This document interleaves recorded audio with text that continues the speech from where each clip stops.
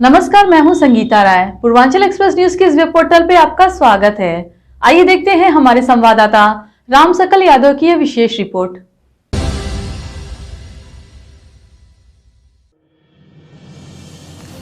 केंद्रीय सामाजिक न्याय व अधिकारिता राज्य मंत्री, भारत सरकार व केंद्र में सत्ताहीन एनडीए के सदस्य रिपब्लिक पार्टी ऑफ इंडिया के अध्यक्ष रामदास आठवले सोमवार को आजमगढ़ के टोरा स्थित डेंटल कॉलेज में पहुंचे। यहाँ आयोजित कार्यक्रम में बतौर मुख्य अतिथि उन्होंने चिकित्सा के क्षेत्र में दंत चिकित्सा के महत्व पर जहां अपने विचार रखे, वहीं मीडिया से बातचीत में उन्होंने कांग्रेस पार्टी पर जमकर निशाना साधा। उन्होंने कहा कि कांग्रेस महासचिव राहुल गांधी जो भारत जोड़ी यात्रा निकाले हैं, उसका न तो कोई उनका फायदा होगा, न ही उनकी पार्टी को कोई फायदा होगा। देश की चिंता करने के लिए नरेंद्र मोदी बैठे हैं। देश को आजादी के बाद बाबा साहब अम्बेडकर के संविधान से जोड़ा गया है और उसी के अनुसार चल रहा है। राहुल गांधी को चिंता करने की जरूरत नहीं है। उनको कांग्रेस से जोड़ने का प्रयास करना चाहिए, क्योंकि कांग्रेस में कई नेता बाहर जाने के लिए तैयार हैं। राहुल गांधी ने कांग्रेस अध्यक्ष का पद दिखाव के लिए छोड़ा था। वहीं उन्होंने कहा कि बेरोजगारी के मुद्दे पर नरेंद्र मोदी पर निशाना साधा जा सकता है, लेकिन 70 साल से ज्यादा तक कांग्रेस का शासन था। 8.5 वर्ष में नरेंद्र मोदी के शासनकाल में रोजगार देने के लिए बहुत प्रयास किया गया और जारी है। अगर कांग्रेस ने अच्छे से कार्य किया होता तथा लोगों के रोजगार के बारे में सोचा होता तो बेरोजगारी चरम सीमा तक नहीं पहुंचती। नरेंद्र मोदी हर हाथ में रोजगार देने का प्रयास कर रहे हैं। अभी पिछले दिनों 75,000 लोगों को सरकारी नौकरी दी गई। इसके अलावा लोगों को आत्मनिर्भर बनाने के लिए मुद्रा लोन योजना से करोड़ों लोगों को लोन दिया गया है। इसे लोन लेने के साथ ही उन पर निर्भर और लोगों को भी रोजगार मिलेगा। इंडिया की इकोनॉमी विश्व में मजबूत इकोनॉमी है, इसलिए कांग्रेस को गाली देने से कुछ नहीं असर पड़ेगा। वहीं रामदास आठवले ने हिमाचल प्रदेश और गुजरात के चुनाव पर कहा कि वहां पर पार्टी पूरे तरीके से बीजेपी का समर्थन कर रही है।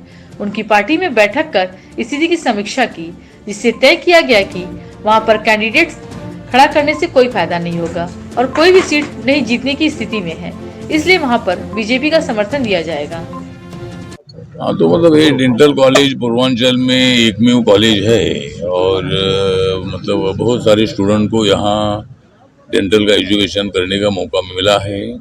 प्रोफेसर बजरंग त्रिपाठी जी ने ये संस्था शुरू की थी 1977 में, और अभी उनके भाई जो दूसरे त्रिपाठी है, ये मतलब इसका पूरा काम देखते हैं। और इस डेंटल कॉलेज की जो भी समस्या है, ये समस्या हल करने के लिए जरूर भारत सरकार की तरफ से, राज्य सरकार की तरफ से पूरी मदद करने का काम मैं करूँगा।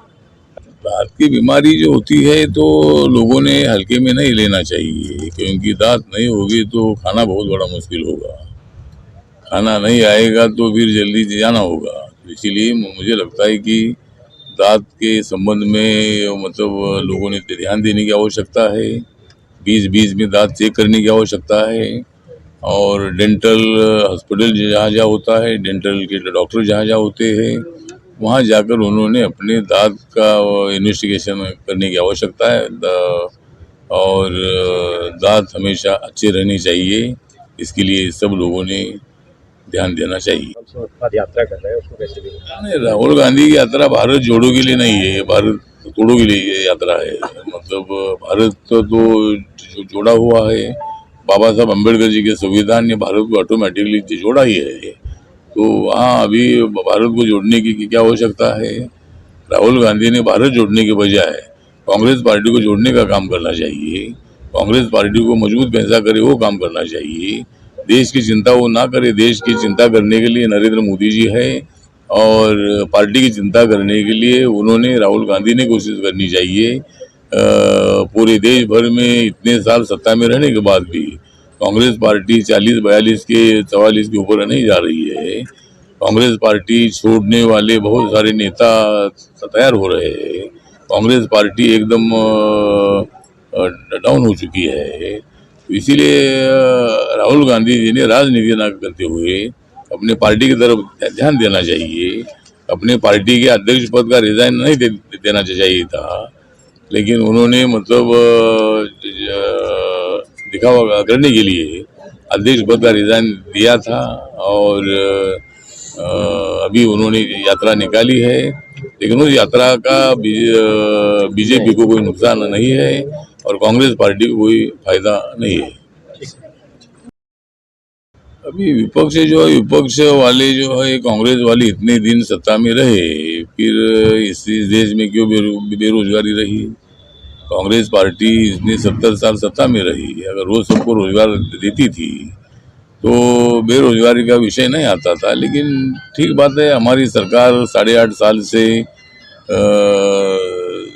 यहाँ मतलब देश में माननीय मोदी सरकार काम कर रही है और बहुत सारे लोगों को रोजगार, अभी 75,000 लोगों को रोजगार देने का एक प्रोग्राम हाथ में ले लिया था और पूरे 3-4 साल में 10-10.5 लाख लोगों को रोजगार, सरकारी नौकरी देने का भी संकल्प हमारी सरकार का है। दूसरा, आत्मनिर्भर भारत के माध्यम से जो प्राइवेट इंडस्ट्री में एम्प्लॉयमेंट क्रिएट करने का भी काम हमारा बहुत बड़ा जोरदार शुरू है। नौजवान लोगों को लोन देकर जो मुद्रा योजना है, तो मुद्रा योजना 50,000 रुपये से लेकर 10 लाख रुपए तक विदाउट गारंटी लोन देने के आदेश माननीय मोदी जी ने बैंकों को दे दिए हैं और अभी तक कम से कम 36 करोड़ से ज़्यादा लोगों को लोन मिला है। इसका मतलब 36 करोड़ नहीं तो कम से कम 50 करोड़ से ज़्यादा लोगों को वहाँ रोजगार मिला है। रोजगार नहीं दिया ऐसा बिल्कुल नहीं है और इसीलिए मुझे लगता है कि विपक्ष जो है, विपक्ष तो टीका टिप्पणी करते रहता है। वो जितनी टीका टिप्पणी करना है वो करती रहे, जितनी गालियाँ देना है उतनी गालियाँ देते रहे, हम तालियां बजाने का काम करते रहेंगे और विपक्ष जितनी भी हमें टीका टिप्पणी करे, लेकिन हमारी सरकार बेरोजगारी हटाने के लिए काम कर रही है, गरीबी हटाने के लिए हमारी सरकार काम कर रही है और सबके हाथ में रोजगार देने की भूमिका हमारी है और Indian economy is the best economy in the world. मतलब अभी इकोनॉमी अपनी डेवलप हो रही है, लेकिन उसके बावजूद भी जो गाँवों में आज भी समस्याएं है उसको हल करने की कोशिश हमारी है और ज़रूर हम मतलब पूरी कोशिश हम करते रहेंगे। माननीय योगी आदित्यनाथ जी की जो यूपी की सरकार है, ये सरकार ने अभी तक बहुत सारे निर्णय अच्छे लिए, इसीलिए दोबारा मतलब माननीय बीजेपी की सरकार, योगी जी की सरकार दोबारा उत्तर प्रदेश में आई है। तो यहाँ कोरोना कार्यकाल में बहुत बड़ा काम हुआ है, बहुत सारे लोगों को वैक्सीन फ्री देने का काम हुआ, 80 करोड़ लोगों को फ्री में अनाज देने का काम 2-2.5 साल तक चलता रहा, अभी भी मतलब चल रहा है, मतलब दिवाली तक वो प्रोग्राम था। इसी तरह गरीब लोगों को मदद करने की हमारे मोदी सरकार की कोशिश है, योगी आदित्यनाथ जी की सरकार की कोशिश है और हम तो हिमाचल में तो मेरे पार्टी ने एक भी कैंडिडेट नहीं खड़ा किया था और वहाँ हमने मतलब बीजेपी का समर्थन किया था। गुजरात में भी अभी 1 दिसंबर और 5 दिसंबर को चुनाव आ रहे हैं, उसमें भी मेरे पार्टी के सेंट्रल कमेटी ने निर्णय लिया है कि बीजेपी का समर्थन करना चाहिए। वहाँ कोई वोट काटने का काम करने से फायदा नहीं है। मेरी पार्टी एनडीए में है, बीजेपी के साथ है और वहाँ कैंडिडेट खड़ा करने से कोई हमारा चुनकर भी आएगा नहीं, इसीलिए हमने बीजेपी का पूरा समर्थन करने का निर्णय ले लिया है और मैं गुजरात में प्रचार के लिए मैं जाने वाला हूँ। मैं हिमाचल के इलेक्शन में मैं शिमला वगैरह में जाकर आया था और वहाँ बीजेपी का समर्थन हमने किया था। तो हिमाचल में भी बीजेपी की सरकार आएगी और गुजरात में भी माननीय मोदी जी का वो स्टेट है और वहाँ भी बीजेपी की सरकार आएगी।